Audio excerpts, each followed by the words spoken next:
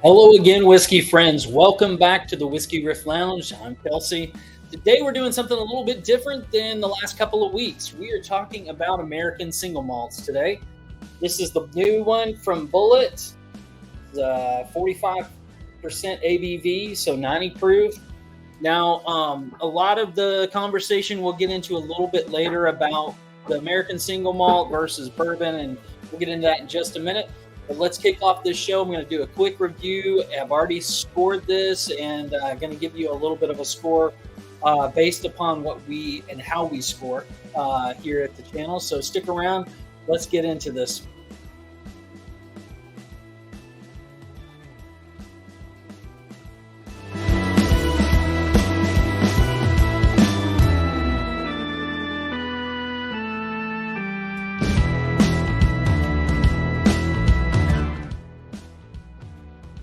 All right, guys, welcome back. So I'm a little bit excited about this one. As you can tell, I'm a little jazzed up. I was in the store the other day, kind of tell you a little bit of the story of how I found this bottle. And I saw this really strange Bulleit looking label on it. And I was, what in the world is that? Well, it turns out it's this new single malt that Bulleit has released. Now, if you guys have not seen this yet, it should be hitting your areas pretty soon, if not. Regular shelfer product, to my knowledge. I don't know if they're going to continue this or not, but let's get into the nose and let's check this thing out. Cheers to you. So this one really surprised me. I didn't have a lot of expectation about this particular bottle because, number one, I'm not typically a Bulleit fan, and number two, why is Bulleit putting out an American single malt? So let's talk a little bit about the nose and the American single malt versus bourbon.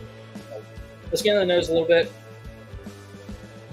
So right up front, it's pretty soft. Lots of pear, honey, and almost like a honey oat type of note to the nose that I get like right off the bat on this thing. Really pleasant, really sweet up front. Let's get a little bit of caramel on the nose, but not a lot. I will say I think that they geared the nose especially for a bourbon drinker, because if you're new to bourbon or you're trying to try new things, and Bulleit has always been pretty innovative about their mash bills in regards to being a little bit sweeter, or tend to be a little bit sweeter on their mash bills anyway, which makes it very approachable. That's about it, like on the nose. There's not, 3 to 4 notes. Now, I haven't played with water with this, something I will do later on and maybe come back and revisit this, but right off the nose, maybe just a hint of floral in this. Not bad at all, but that's the only other thing that I can pull out of this nose. I will say when I first poured it, even at 90 proof, it kind of had some alcohol punch to it, but it's kind of dissipated a little bit since I've poured and let it sit. Let's go in for the palate.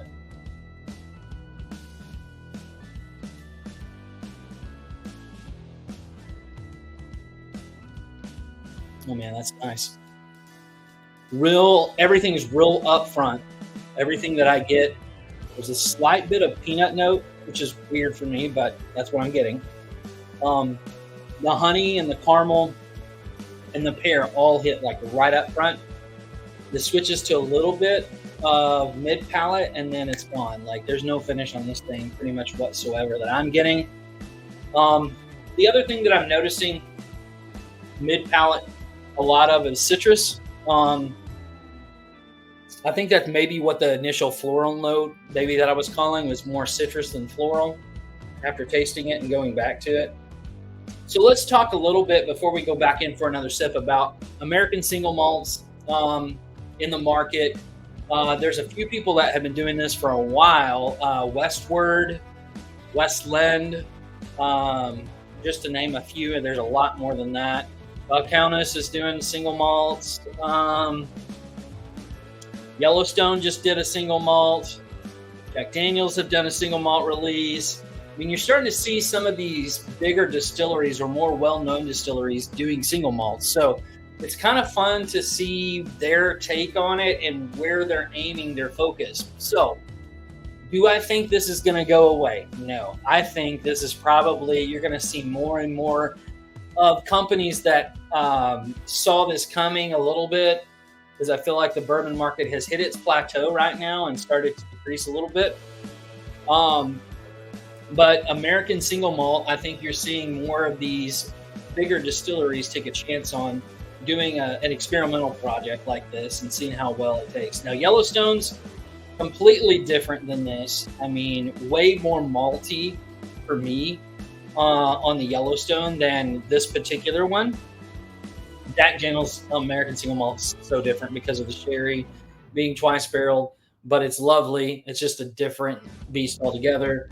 Um, this does have some scotchy notes to it, like it reminds me of like a Scotch being 90 proof. Kind of reminds me of that, except that it doesn't quite have the maltiness and the depth on some of the scotches even that I get. Now, like I said, I haven't played with water with it, but that tends to be the case sometimes with Scotch and anything that's going to be a barley mash bill. So it'll be interesting to see how water changes this one as I go down the bottle. There's so dark you can't really see it, but I'm about a fourth of the bottle down before doing this review. So let's go in for a second sip.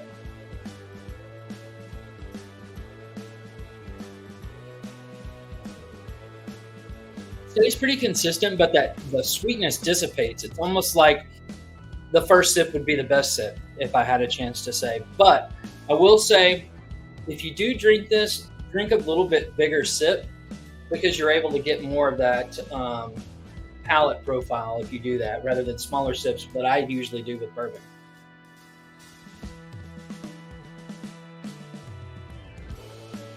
So yeah, so you take a little bit bigger sip on this one.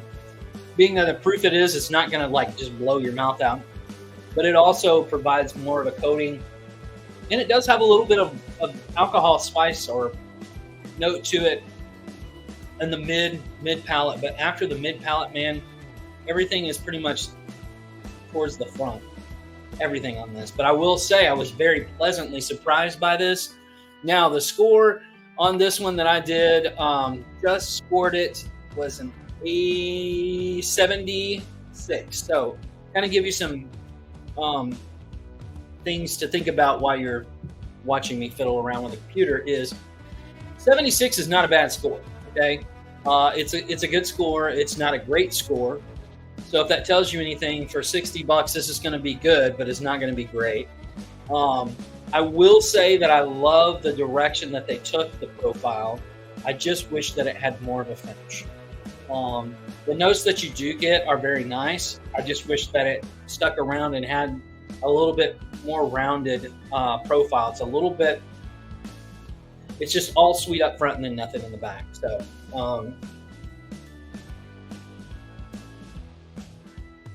yeah, especially if you're taking smaller sips like I typically do with bourbon, it just kind of falls off. But if I take a bigger sip, then you get all of that mouth coatingness. That helps this particular pour. So I think my thing would be is try before you buy on this bottle. But if you are a Scotch guy or you enjoy Scotch as well, I think this is a good bottle for you. It also will provide something for you to give to your friends that drink bourbon that may want to get outside of their box a little bit. We always try to do some sort of reviews on some of those bottles where it's like, okay, if you're going to get out of the box, let's try this box and see how well it works for you and see if your profile thinks. Like I said, Yellowstone is way more malty. You've had that one as a reference. Jack Daniel's is on another level. It's way, way, way different. This is more citrus, bright, forward, sweet, right up front. It's almost like if you were to take a rye and being barely legal rye and it was real sweet. That's kind of the profile that you get with this, even though it's 100% malted barley. You get a lot of flavor up front, but that's it. So, guys, quick review here. Appreciate you hanging out. Look for other distilleries doing this that are doing it well. Put it in the comments of some of your favorite American single malts. And if you would like to see a comparison with this and something else, let me know in the comments. I'd love to hear from you guys that are drinking Scotch or American single malts, to kind of do a balance and try to see, as a bourbon drinker, like what hits, what doesn't, what you like, what you don't like. So stay tuned for Wednesdays. We're doing our tournament. We always stream Wednesday night live at 8 p.m. Eastern. We've got some fun people coming up these next couple of weeks that are going to help us judge. Not to give anything away, but I think you'll have a lot of fun. So, guys, thanks so much for hanging out with us today. And I hope that you have a wonderful rest of your weekend if you're watching this on Friday. If you're not, cheers, and we'll see you next time. Jeff, just be friends with me. But you have these whiskey friends, and you say hello again. Oh, Jeffrey, you should just be friends with me. But you have these whiskey friends, and you say hello again. Oh, Jeffrey, you should just be friends with me. But you have these whiskey friends,